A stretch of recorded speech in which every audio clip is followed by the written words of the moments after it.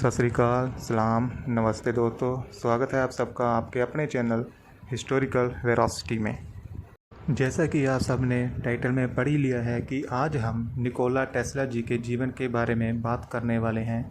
Nikola Tesla कौन थे, उन्होंने अपने जीवन में कौन कौन सी खोजें की और ऐसे कौन से कारण थे कि उन्हें वो प्रसिद्धि हासिल नहीं हुई जिनके वह हकदार थे। तो चलिए आपका ज़्यादा समय ना लेते हुए शुरू करते हैं वीडियो को। लेकिन उससे पहले अगर आपने चैनल को सब्सक्राइब नहीं किया है तो चैनल को सब्सक्राइब कर लें, साथ में लगे बेल आइकन को प्रेस करके ऑल नोटिफिकेशन पर सेट कर लें ताकि जो आने वाली अगली सारी वीडियो की नोटिफिकेशन आप तक पहुंचती रहें। तो चलिए शुरू करते हैं वीडियो।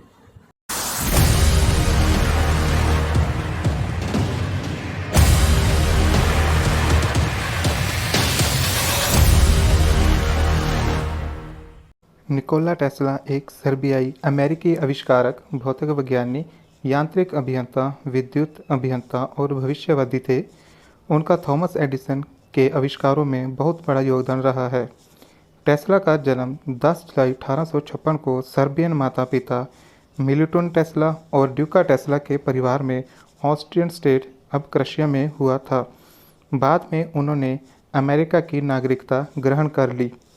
उनके बारे में कहा जाता है कि वह व्यक्ति जिसने पृथ्वी को प्रकाश से सजाया। टेस्ला की प्रसिद्धि उनके आधुनिक प्रत्यावर्ती धारा यानी अल्टरनेटिंग करंट विद्युत आपूर्ति प्रणाली के क्षेत्र में दिए गए अभूतपूर्व योगदान के कारण है। टेस्ला के विभिन्न पेटेंट और सैद्धांतिक कार्य बेतार संचार और रेडियो के विकास का आधार साबित हुए हैं।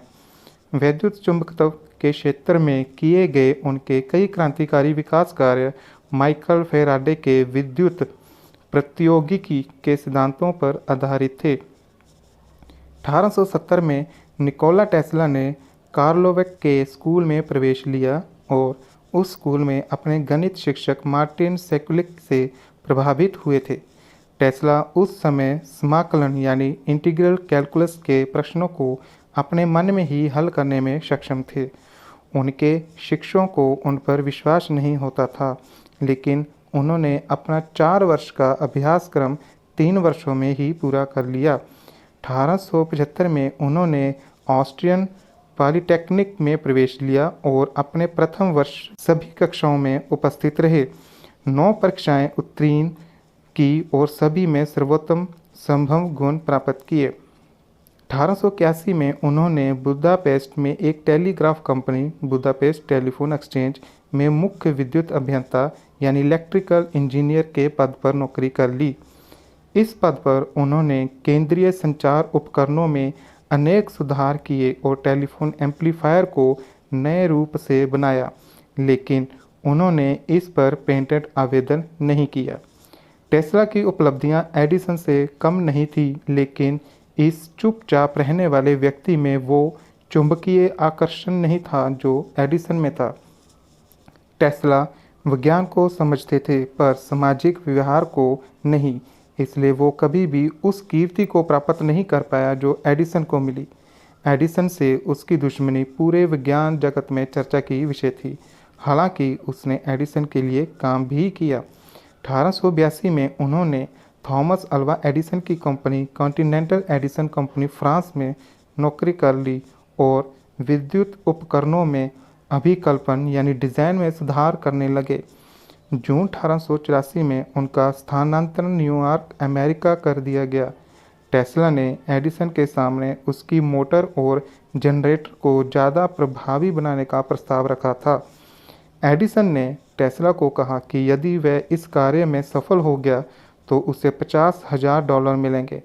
टेस्ला ने ऐसा कर दिखाया, लेकिन एडिसन अपने वादे से मुकर गया। एडिसन ने अपने वादे को अमेरिकन हास्य कहकर टेस्ला का मजाक उड़ाया। गुस्से में टेस्ला ने एडिसन का साथ छोड़ दिया।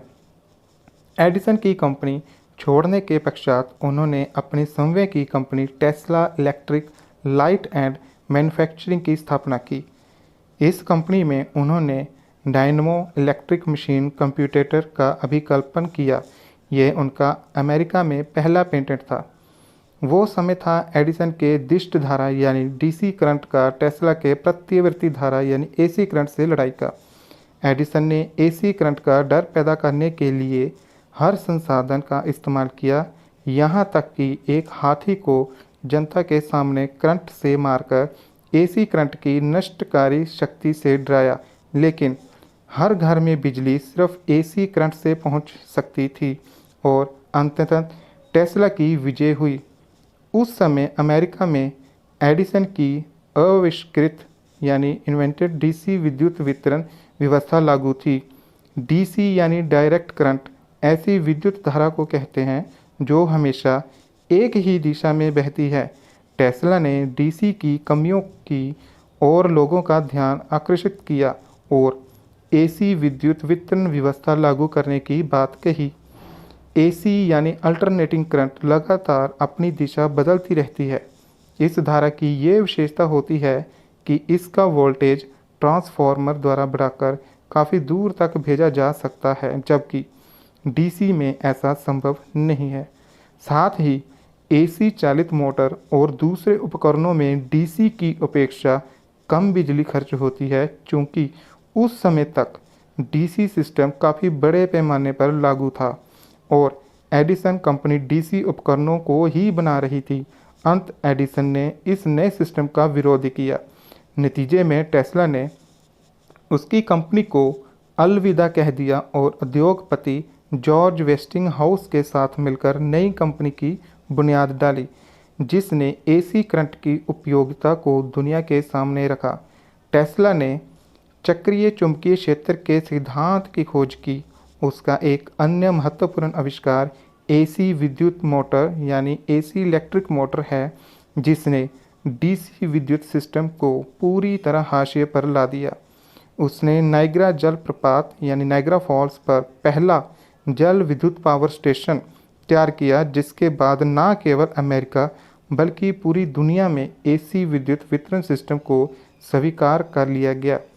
1887 में टेस्ला ने एसी करंट से चलने वाली इंडक्शन मोटर बनाई। इस आविष्कार ने टेस्ला के लिए सफलता के रास्ते खोल दिए। इसके पश्चात के वर्षों में टेस्ला और एडिसन के मध्य प्रसिद्ध डिस्ट धारा यानी डीसी करंट का टेस्ला के प्रत्यावर्ती धारा एसी करंट से युद्ध चला।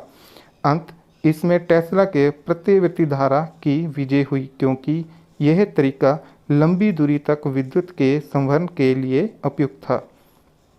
मार्कोनी को रेडियो का आविष्कारक माना जाता है, लेकिन यह तथ्य है कि इस आविष्कार में टेस्ला का भी योगदान कम नहीं है। उसी ने यह सिद्धांत दिया कि वायुमंडल के बाहरी आयन मंडल से होकर रेडियो तरंगें पूरी दुनिया में भेजी जा सकती हैं। उसने रेडियो में प्रयुक्त होने वाली टेस्ला रॉड का भी आविष्कार किया और उसका रेडियो के असली आविष्कार को लेकर मार्कोनी के साथ काफ़ी लंबा मुकदमा भी चला। उसने वायरलेस पावर सप्लाई का विचार दिया, जो बाद में लेज़र किरणों का आधार बना। अपने एक प्रेजेंटेशन में उसने लाखों वोल्ट की आकाशीय बिजली बनाकर सबको दंग कर दिया था।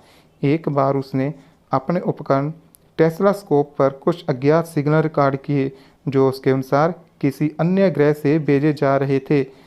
1899 तथा 1900 के मध्य कोलोराडो जलप्रपात में एक प्रयोग के दौरान उन्होंने कृत्रिम विद्युत यानी आर्टिफिशियल इलेक्ट्रिसिटी तड़ित का निर्माण कर चकित कर दिया था। निकोला टेस्ला ने अपने जीवन काल में 300 पेटेंट प्राप्त किए।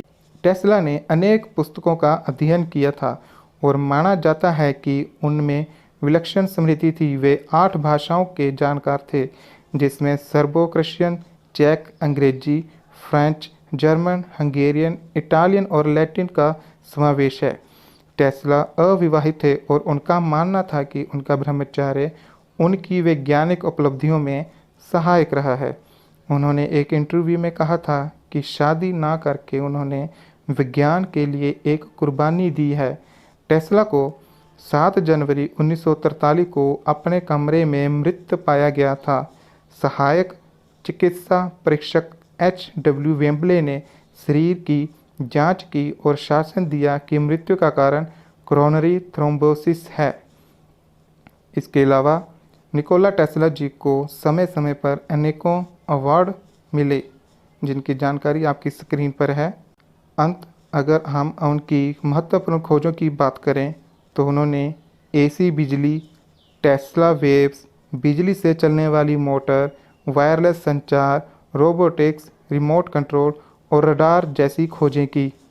आशा करता हूँ कि आपको ये वीडियो पसंद आई होगी, और अगर आपने अभी तक चैनल को सब्सक्राइब नहीं किया है तो चैनल को सब्सक्राइब कर लें ताकि आगे आने वाली वीडियो की जानकारी आप तक पहुँचती रहे। धन्यवाद।